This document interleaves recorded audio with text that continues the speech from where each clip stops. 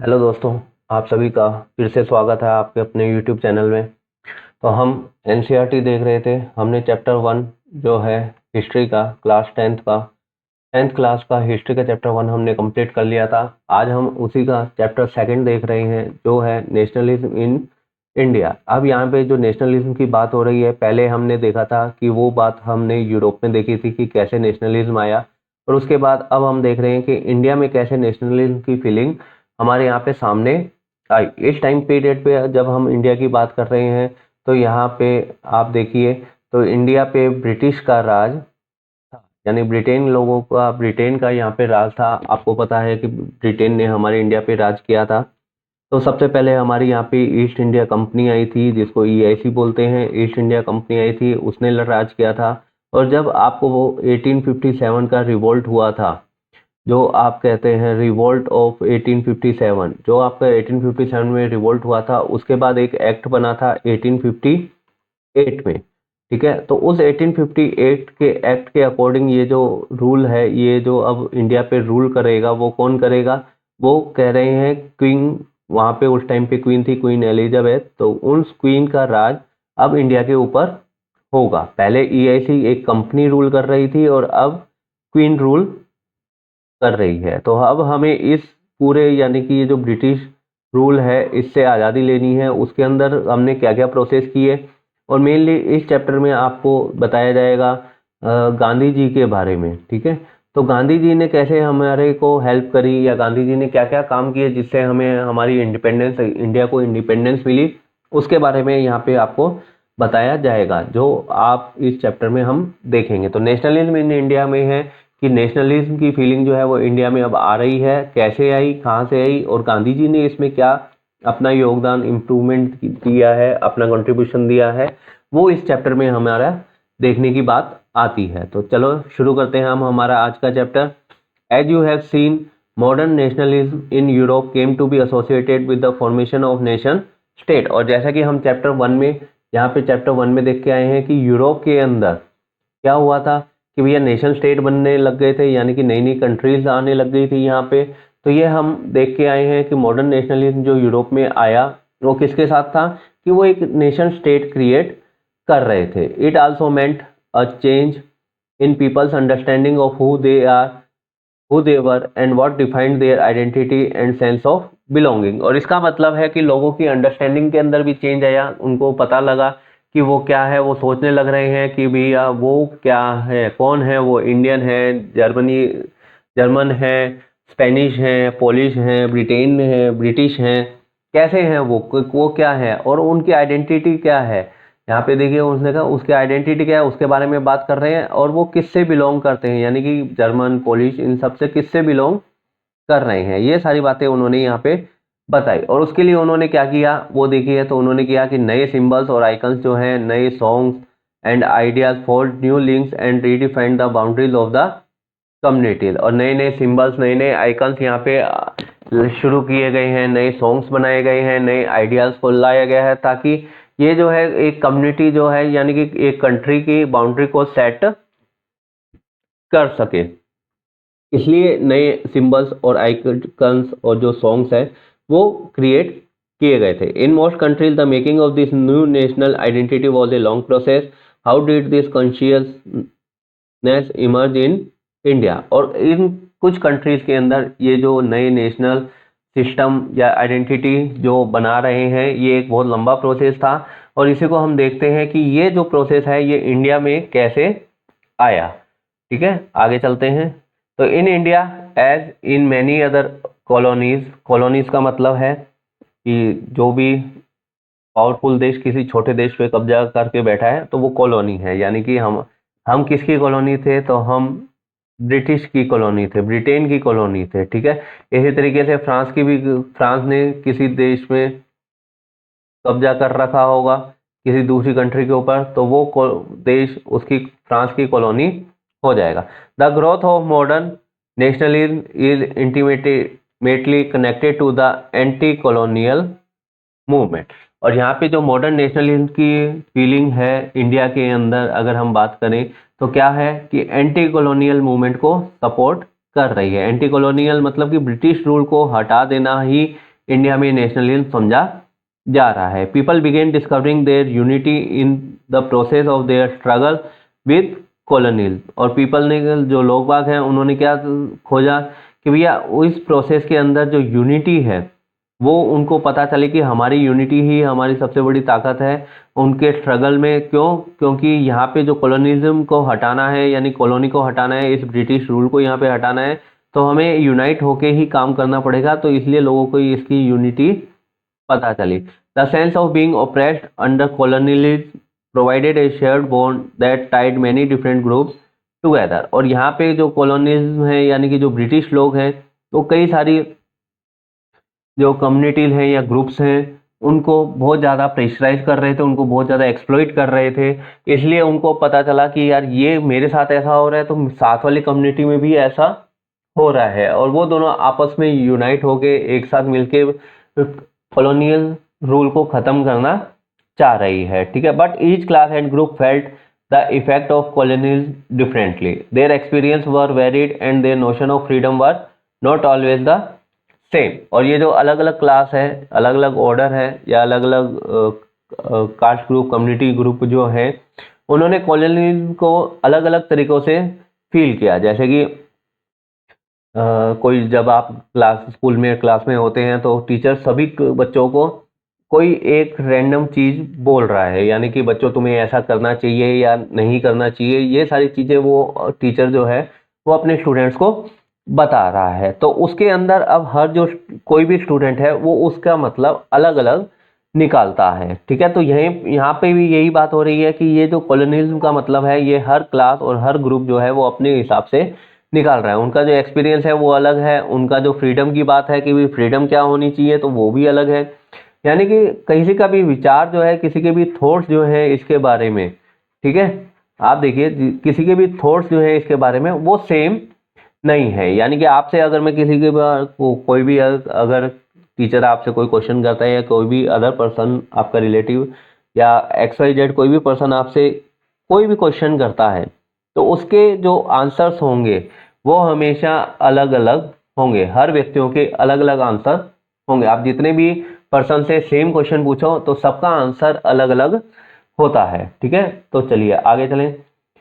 तो इसलिए ये कह रहा है कि उनके जो फ्रीडम के बारे में विचार हैं, जो एक्सपीरियंस है उनका, वो सब अलग अलग है। The Congress under Mahatma Gandhi tried to forge these group together within one movement, but the unity did not emerge without conflict.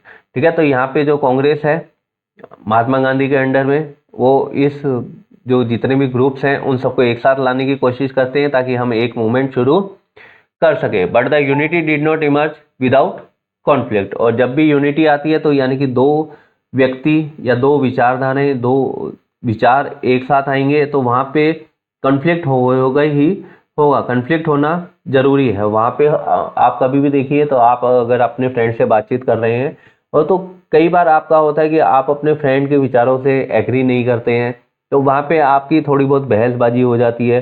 तो वो सारी चीज़ें भी यहाँ पे हो रही है कि जब हम अलग अलग कम्युनिटीज़ को एक साथ लेके आ रहे हैं तो उनके विचार हम ऊपर देख के हैं, उनके थॉट्स जो हैं वो सेम नहीं है, तो वो अलग अलग हैं। उसी के लिए अगर हम उनको एक साथ लेके आएंगे तो वहाँ पे कन्फ्लिक्ट होंगे ही होंगे। तो ये विदाउट कन्फ्लिक्ट नहीं पॉसिबल हो सकता है। आगे, In an earlier textbook, you have read about the growth of nationalism in India up to the first decade to the 20th century। यानी कि पुरानी भी टेक्स्ट बुक में आप नेशनलिज्म इंडिया पढ़ के आए हैं। पहला डिकेड जो है 20th सेंचुरी का, उसमें क्या क्या हुआ था।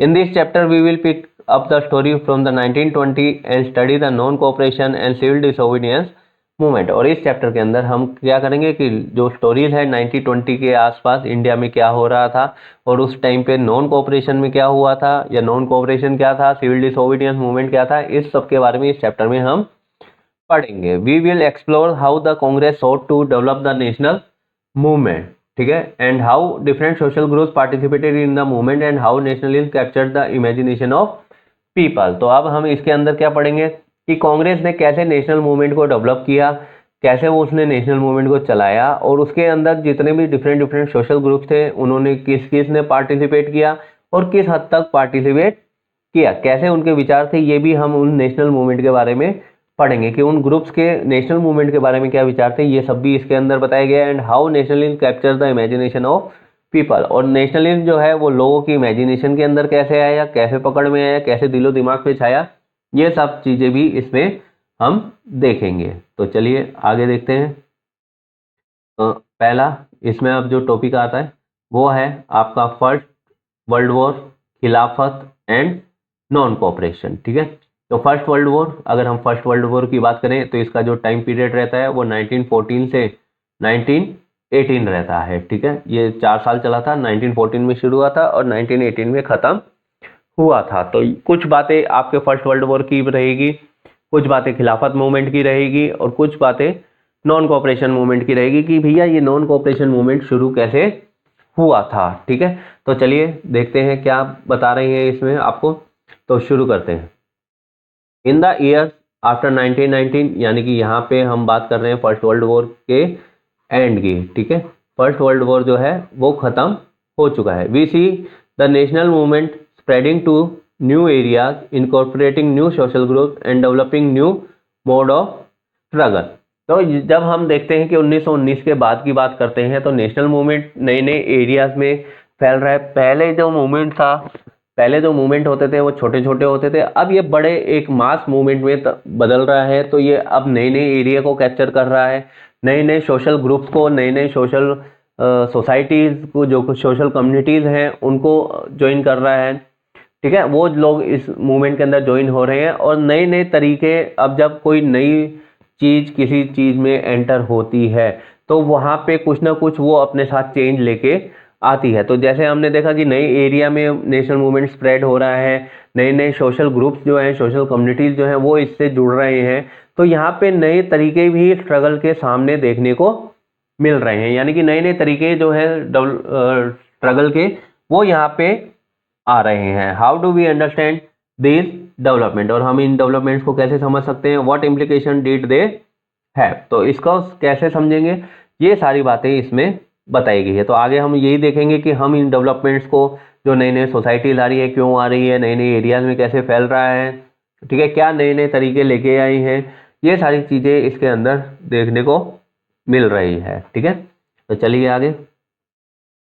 First of all the war created a new economic and political situation. तो सबसे पहले जो वॉर था, वॉर कौन सा, फर्स्ट वर्ल्ड वॉर, उसने एक नई इकोनॉमिक और पॉलिटिकल सिचुएशन पैदा कर दी। कैसे, it led to a huge increase in defence expenditure which was financed by war loans and increasing taxes, custom duties were raised and income tax introduced.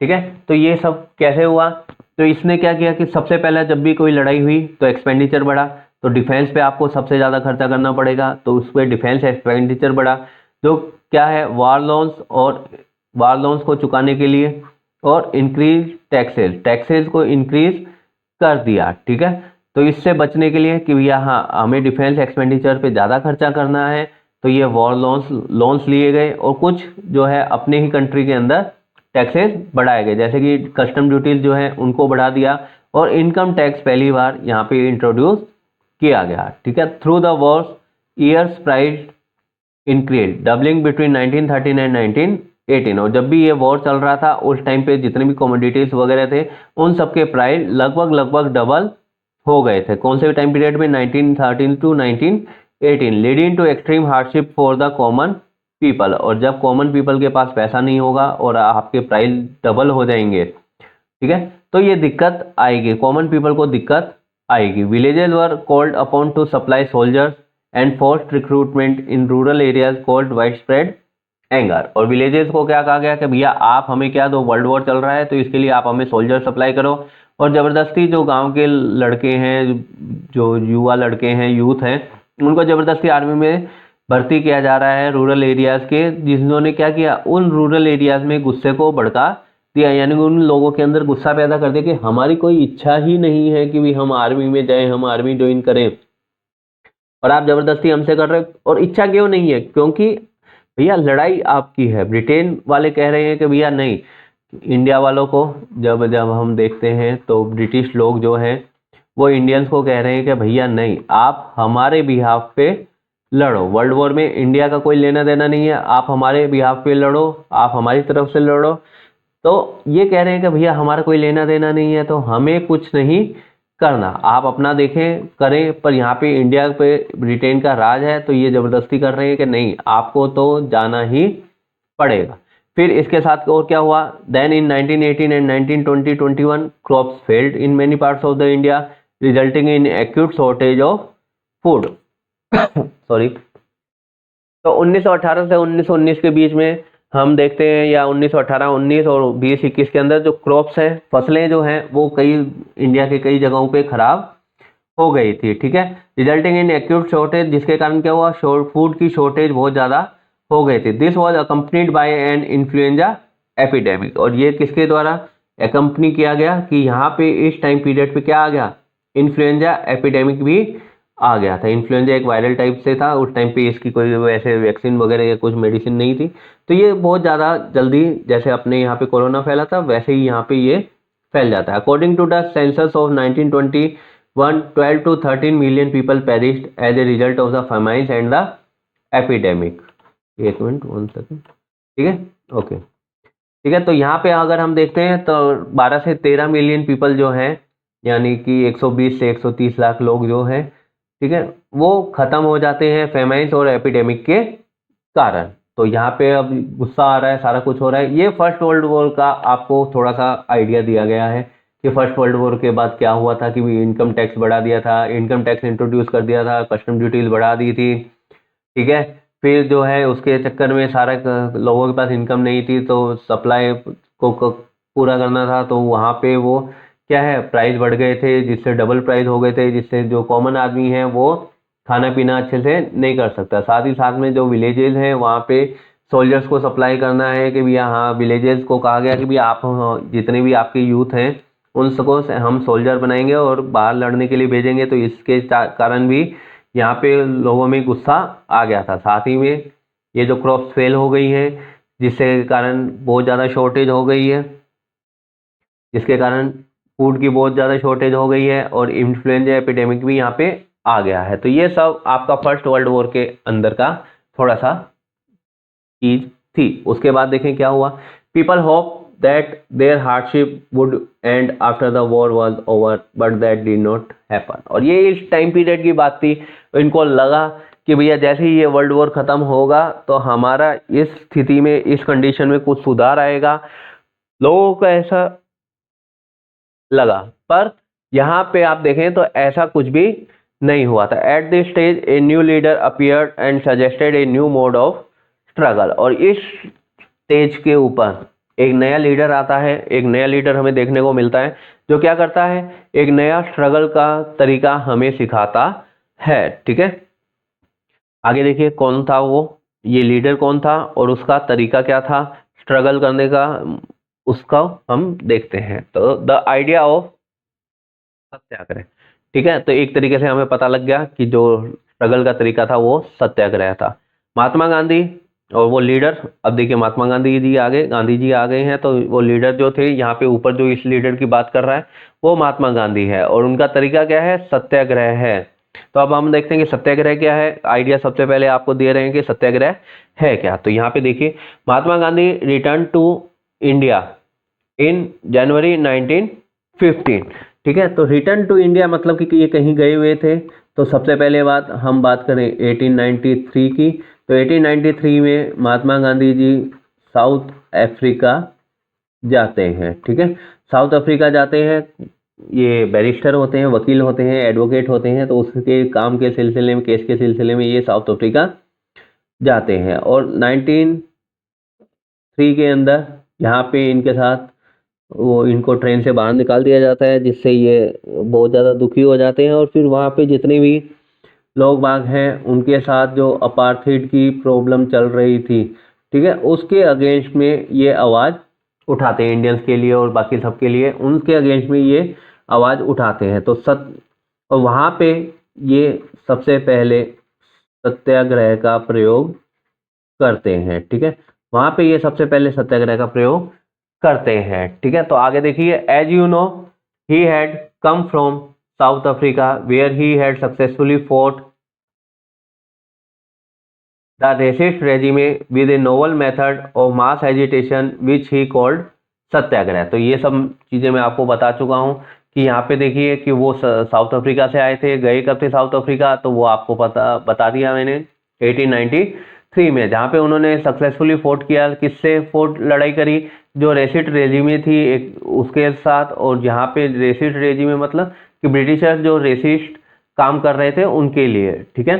जो नस्ल भेदी, इसको हम हिंदी में बोल सकते हैं नस्ल भेदी सरकार जो थी, ठीक है, हाँ नस्ल भेदी यहाँ पे हम सरकार बोल सकते हैं, ठीक है। नस्ल भेदी सरकार जो काम कर रही थी उस टाइम पे साउथ अफ्रीका में, उसके अगेंस्ट में मास एजिटेशन किया, बहुत सारे लोगों को करके किया, और उसको क्या बोला गया? सत्याग्रह बोला गया। अब सत्याग्रह क्या है वो देखिए।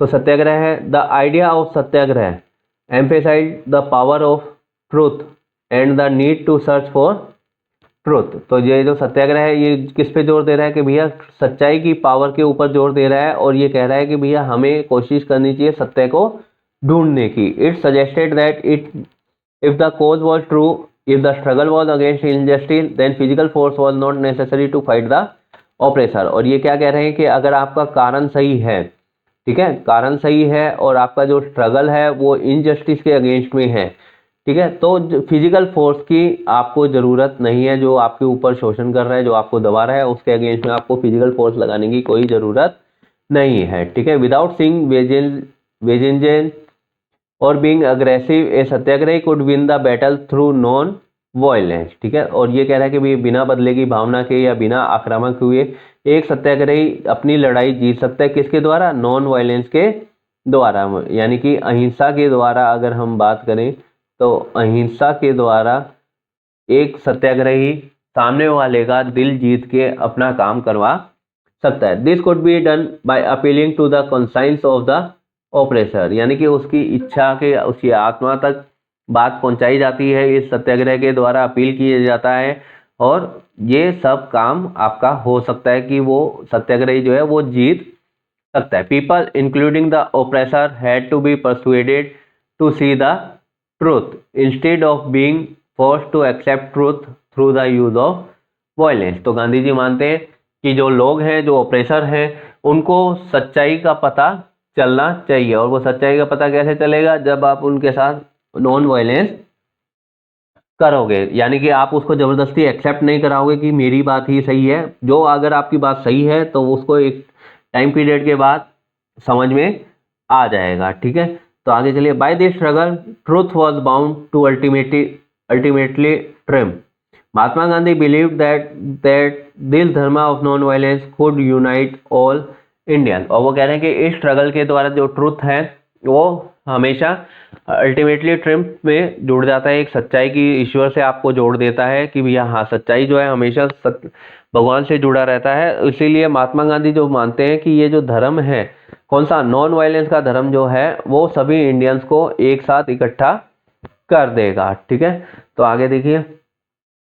आफ्टर अराइविंग इन इंडिया आए वो Mahatma Gandhi successfully organise satyagraha movement in various places, ठीक है। और महात्मा गांधी ने आते ही सबसे पहले क्या किया? सत्याग्रह मूवमेंट शुरू कर दिए। कहाँ कहाँ किए वो देखिए। तो in 1917 he travel to Champaran to inspire the peasants to struggle against the oppressive plantation system.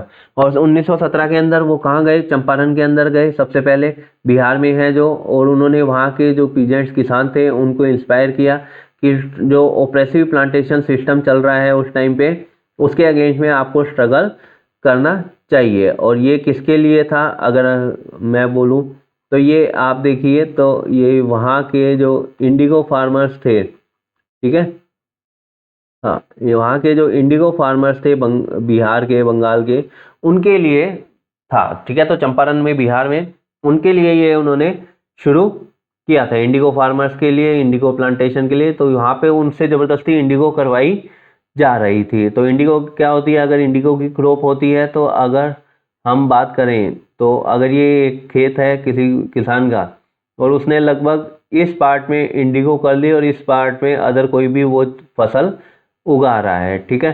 तो ये जो पार्ट है, ये अब इसकी जो फर्टिलिटी है इस पार्ट की, ठीक है, इस पार्ट की जो फर्टिलिटी है वो ख़त्म हो जाती है। अगर आप लगातार 2-3 साल एक ही जगह पे इंडिगो की क्रॉप कर लेंगे तो ये फर्टिलिटी जो है इसकी ख़त्म हो जाती है। एक बार क्रॉप करने के बाद इसको कुछ टाइम के लिए खाली फ्री छोड़ा जाता है, ठीक है, ताकि वो जो है अपनी फर्टिलिटी को वापस गेन कर ले। पर यहाँ पे वो ज़बरदस्ती हर बार अलग अलग में करवा रहे थे। अब जैसे कि यहाँ करवाई, ये अगर ख़त्म हो गई तो उन्होंने कहा कि अब इतने पार्ट पे, इस पार्ट पे आपको करनी है। इस तरीके से वो ये काम करवा रहे थे। तो गांधी जी ने कहा कि भैया जाओ और स्ट्रगल करो।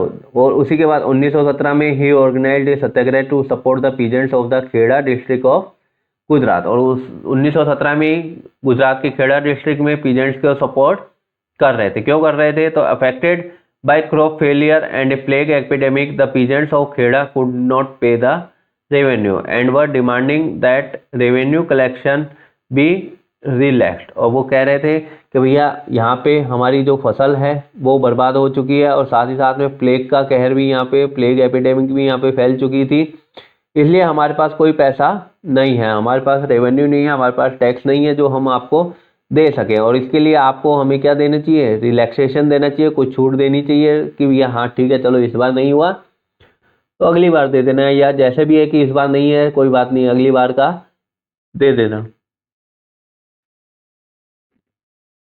ठीक है।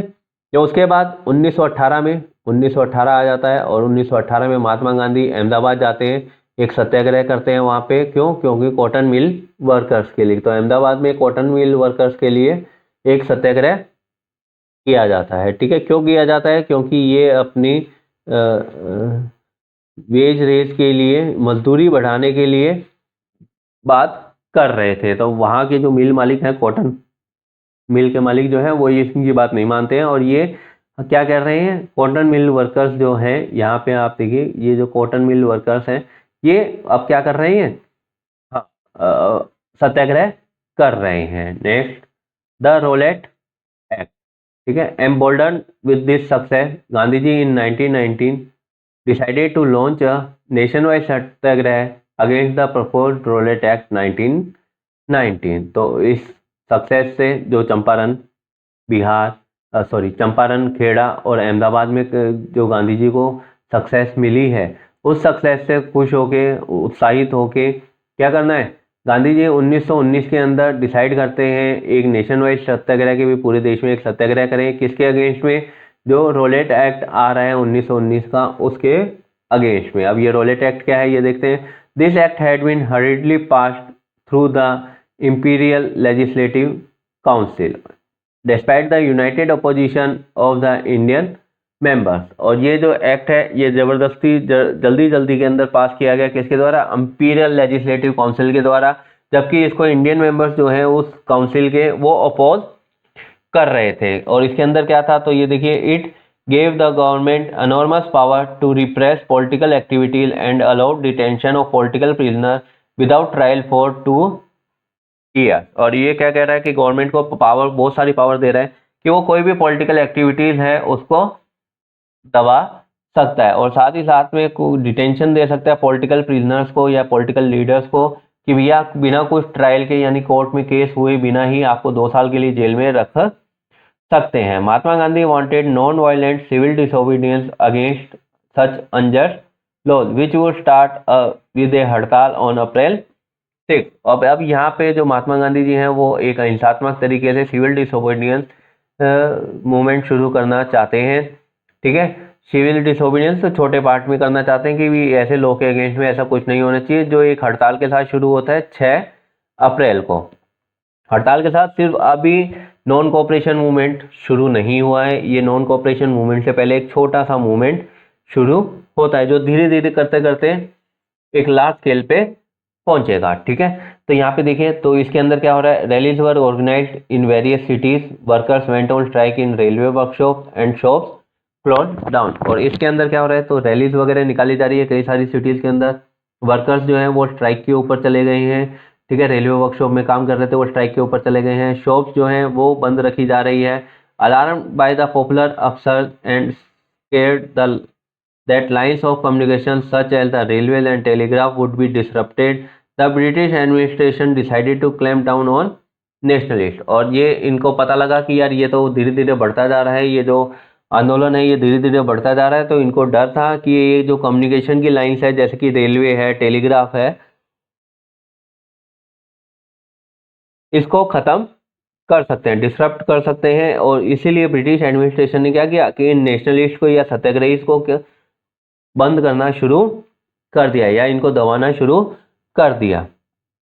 तो चलिए, तो फिर इसके अंदर इसके तहत क्या किया गया वो देखिए। तो लोकल लीडर्स जो थे वो उठाए गए अमृतसर के, और महात्मा गांधी को मना कर दिया कि भैया आप दिल्ली नहीं आओगे, बाहर कर दिया। Mahatma Gandhi was barred from entering Delhi, तो महात्मा गांधी को दिल्ली आने से मना कर दिया। और पंजाब के अमृतसर के जो लोकल लीडर्स हैं उनको उठा लिया गया। On 10 April the police in Amritsar fired upon a peaceful procession provoking widespread attacks on banks, post offices and railway station. और एक 10 अप्रैल को एक छोटी सी झड़प होती है अमृतसर के अंदर, एक पीसफुल प्रोसेशन के अंदर लोग बाग मार्च करते हुए जा रहे हैं शांति से, ठीक है, नारे लगाते हुए जा रहे हैं, ना किसी को दुख तकलीफ दे रहे हैं। वहाँ पे पुलिस उनके ऊपर हल्का सा फायर कर देती है, जिसके कारण क्या होता है कि बैंक्स हैं, पोस्ट ऑफिसेज हैं और जो रेलवे स्टेशन हैं उनके ऊपर जो लोग हैं वो गुस्सा होकर अटैक करना शुरू कर देते हैं। और यहाँ पे अब क्या है, मार्शल लॉ लग जाता है। Martial law was imposed and General Dyer took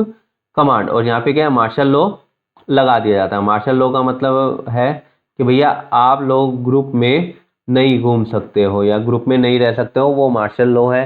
curfew type आप मान सकते हैं कि कर्फ्यू लगा होगा, आपने सुना होगा कि आज इस जगह पे कर्फ्यू लग गया है, तो ये एक तरीके का कर्फ्यू का पार्ट था, ठीक है। तो ये कर्फ्यू माना जाता है। और अब जनरल डायर को यहाँ की कमांड दे दी गई कि भैया अमृतसर में बहुत ज़्यादा दिक्कत हो रही है, तो जनरल डायर आप संभालें, ठीक है। आगे, on 13 April the infamous Jallianwala Bagh incident took place. और 13 अप्रैल 1919, ठीक है। तो 13 अप्रैल, ये सारी कहानी 1919 की चल रही है। तो 13 अप्रैल 1919 की इनफेमस जलियांवाला बाग इंसिडेंट होता है। और होता क्या है वो देखिए। On that day a large crowd gathered in the enclosed ground of Jallianwala Bagh. और उस टाइम पे एक बहुत ज़्यादा भीड़ जो है वो एक एनक्लोज्ड ग्राउंड जलियांवाला बाग के एक बंद ग्राउंड के अंदर इकट्ठा होती है। Some came to protest against the government's new repressive measure. कुछ लोग क्या है, जो आपका रोलेट एक्ट था, ठीक है, रोलेट एक्ट जो था उसके अपोज करने के लिए आए थे। Other had to come to attend the annual Baisakhi fair. और बाकी क्या है कि जो एनुअल बैसाखी फेयर हो रहा है इस टाइम पे अमृतसर के अंदर, उसको अटेंड करने के लिए आए थे। Being from outside the city many villagers were unaware of the martial law that had been imposed. और कई लोग ऐसे थे, अधिकतर लोग ऐसे थे जो सिटी के आउटसाइड में थे, तो कई सारे गांव वालों को पता ही नहीं था कि भैया मार्शल लॉ लगा हुआ है, कर्फ्यू लगा हुआ है, हम ग्रुप में नहीं रह सकते या इजीली यहाँ पे घूम फिर नहीं सकते, ठीक है। तो इसलिए ये उनको पता ही नहीं था। तो Dyer entered the area, blocked the exit points and open fire on the ground, ठीक है। तो यहाँ पे जो जनरल डायर है वो आता है और क्या करता है, हाँ, ओपन फायरिंग करनी शुरू कर देता है, ठीक है। और अब यहाँ से किसी को भागने का रास्ता भी नहीं देता, एग्जिट को ब्लॉक कर लेता है और ओपन फायर कर देता है, ठीक है। तो इसलिए और कई सारे लोगों को यहाँ पे मार देता है। His object as he declared later was to produce a moral effect to create in the minds of satyagrahi a feeling of terror and और उसके बाद जब इससे पूछा जाता है कि भैया ऐसा क्यों किया, तो उसने कहा कि वो एक मॉरल इफेक्ट पैदा करना चाह रहा था कि इसके ऊपर, सत्याग्रहियों के दिमाग के ऊपर, ताकि उनका डर और भय का माहौल बना रहे कि भैया हाँ जनरल डायर साहब या कोई अंग्रेज आएगा और वो गोलियां गालियां मार देगा तो हम हमारी जान भी दे सकते हैं। Next, as the news of Jallianwala Bagh spread, crowd took to the streets in many North Indian towns। और जैसे ये जलियांवाला इंसिडेंट की बात लोगों को पता चली तो लोग बाग सड़कों पे आ गए नॉर्थ इंडियन टाउन्स के अंदर, ठीक है। तो सड़कों पे आ गए। There were strikes, clashes with the police and attacks on the government building. अब ये काम पहले भी हो रहे थे, ठीक है, स्ट्राइक्स हो रही थी, पुलिस से हल्की सी झड़प हो रही थी और गवर्नमेंट बिल्डिंग्स पे अटैक वगैरह भी हो रहे थे। पर अब ये क्वांटिटी इनकी बढ़ गई है, अब ये ज़्यादा मात्रा में होने लग गए हैं। तो the government responded with brutal repression seeking to humiliate and terrorise people. Satyagrahis were forced to rub their nose on the ground, crawl on the streets and do salam to all sahibs. People were flogged and villages around Gurjanwala in Punjab, now in Pakistan, were bombed. Seeing violence spread, Mahatma Gandhi called off the movement. ठीक है, तो यहाँ पे देखिए, तो अब जब ये सारा काम हो रहा है, सारे लोग बाग अटैक वगैरह कर रहे हैं, तो गवर्नमेंट भी कुछ करेगी। तो गवर्नमेंट ने ब्रूटल रिप्रेशन, बहुत दर्दनाक रिप्रेशन करना शुरू किया, दबाना शुरू किया, इनको बेइज्जत करना शुरू किया, इनको डराना शुरू किया। कैसे? तो जो सत्याग्रही थे उनको पकड़ पकड़ के कहते थे कि अपनी नाक जमीन पे घिसो, ठीक है, और घुटनों के बल चलो, है ना।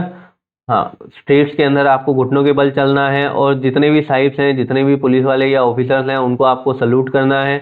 तो पीपल यहाँ से भाग गए और जो विलेज है, जैसे कि गुजरानवाला इन पंजाब है, अब वो पाकिस्तान में है, तो यहाँ पे बम वगैरह भी फेंके गए थे। तो ये जो वायलेंस धीरे धीरे बढ़ रही थी यहाँ पे, इसको देखते हुए महात्मा गांधी जी ने कहा कि भैया नहीं, अब इस मूवमेंट को ख़त्म कर देना चाहिए। ये जो चीज़ें हो रही है, ये सब हो रही है आपके नॉन कोऑपरेशन मूवमेंट से पहले। एक हल्का सा छोटा सा मूवमेंट, हड़ताल टाइप से, जो एक बड़ा मूवमेंट बन रहा था, उसको शुरू किया गया। जैसे जैसे वो बढ़ता गया, उसके अंदर वायलेंस आती गई, और जैसे ही वायलेंस आई तो महात्मा गांधी जी ने कहा कि नहीं, हम नॉन वायलेंस करेंगे। तो पर आप वायलेंस कर रहे हो, तो यहाँ पे अब थोड़ा सा ब्रेक देना पड़ेगा। While the Rowlatt Satyagraha had been a widespread movement, it was still limited mostly to the city and town. अब देखिए, तो ये जो रोलेट सत्याग्रह इन्होंने किया, ये एक बहुत बड़ा मूवमेंट था, वाइड स्प्रेड मूवमेंट था, पर ये अभी भी कहाँ था, सिटी या टाउन्स के अंदर ही इम्प्लीमेंटेड था। विलेजेस अभी भी इसके पास नहीं आए थे, यानी कि विलेजेस जो थे वो अभी इस मूवमेंट से बहुत दूर थे। Mahatma Gandhi now felt the need to launch a more broad based movement in India. अब महात्मा गांधी जी को लगा कि नहीं, एक बहुत बड़ा मूवमेंट इंडिया के अंदर शुरू करना जरूरी है। But he was certain that not such movement could be organised without bringing the Hindus and Muslim closer together. और उनको ये भी पता था कि ये ऐसा मूवमेंट जो है वो ऐसा नहीं हो सकता जब कि हम हिंदू और मुस्लिम को एक साथ ना लेके आए। तो one way of doing this he felt was to take up the Khilafat issue. और इसका एक कारण उनको क्या लग रहा है, एक चीज़ जो लग रही है वो ये लग रही है कि भैया नहीं, ये जो खिलाफत इशू है जिसके अंदर मुस्लिम पार्टिसिपेट कर रहे हैं, अगर ये हमारे साथ आ जाए तो हिंदू मुस्लिम दोनों यूनाइट होके अंग्रेज़ों से लड़ाई कर सकते हैं। तो अब ये जो खिलाफत इशू था, ये था क्या, तो ये देखिए, the first world war had ended with the defeat of Ottoman Turkey. और जो फर्स्ट वर्ल्ड वॉर है वो किसके डिफीट के साथ खत्म हुआ, ऑटोमन टर्की का। ऑटोमन एम्पायर में था और ऑटोमन एम्पायर टर्की को बोला जाता है आज के, तो इसी को ख़त्म कर दिया गया। And there were rumours that a harsh peace treaty was going to be imposed on the Ottoman emperor, ठीक है। और ये माना गया, ये अफवाहें उड़ाई गई कि एक बहुत खतरनाक ट्रीटी जो है ऑटोमन एम्पायर के या ऑटोमन राज्य के ऑटोमन एम्परर के साथ वो करेंगे, ठीक है। और ये ऑटोमन एम्परर क्या था, the spiritual head of the Islamic world, the Khalifa, ठीक है। और ये क्या था कि ये इस्लामिक वर्ल्ड का स्पिरिचुअल हेड था। To defend the Khalifa temporal power, a Khilafat committee was formed in Bombay in March 1919। और इसको खलीफा की जो पावर्स है उसको बचाने के लिए, ताकि ये इनको लग रहा था कि भैया हाँ, ये एक ट्रीटी ऐसी करेंगे जिससे हमारी जो ये खलीफा है या जो हमारा स्पिरिचुअल हेड है टर्की वाला, है ना, इसको वो कुछ ना कुछ नुकसान पहुंचाएंगे। तो इसके लिए एक खिलाफत कमेटी बनती है इंडिया के अंदर, बॉम्बे में। और कब बनती है, मार्च 1919 में। A young generation of Muslim leaders like brothers Mohammad Ali and Shaukat Ali. और ये इसके अंदर कौन बनाते हैं इस खिलाफत कमेटी को, मोहम्मद अली और शौकत अली, दो भाई हैं, यंग जनरेशन है मुस्लिम्स की, वो बना रहे हैं। Began discussing with Mahatma Gandhi about the possibility of a united mass action of the issue.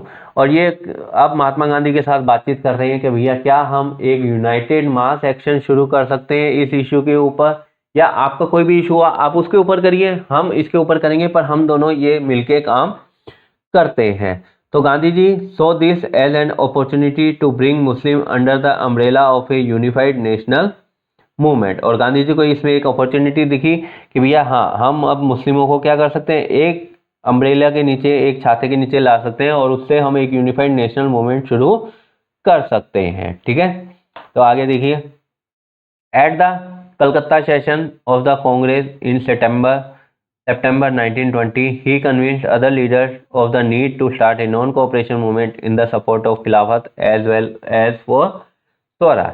और कलकत्ता सेशन जो हुआ था 1920 के अंदर सितंबर में, उसमें गांधी जी ने जो अदर लीडर्स थे कांग्रेस के, उनको कन्विंस कर लिया कि भैया हमें नॉन कोऑपरेशन मूवमेंट शुरू करना है ताकि हम क्या कर सकें, खिलाफत को सपोर्ट कर सकें। और खिलाफत के सपोर्ट के साथ साथ हमें स्वराज भी इससे लेना है। ठीक है, तो इस तरीके से ये सारी बातें इन्होंने करी है। ठीक है, तो आज के लिए इतना ही। अगर आपको ये वीडियो अच्छा लगा हो तो प्लीज़ लाइक करें, शेयर करें और सब्सक्राइब करें मेरे चैनल को। Thank you.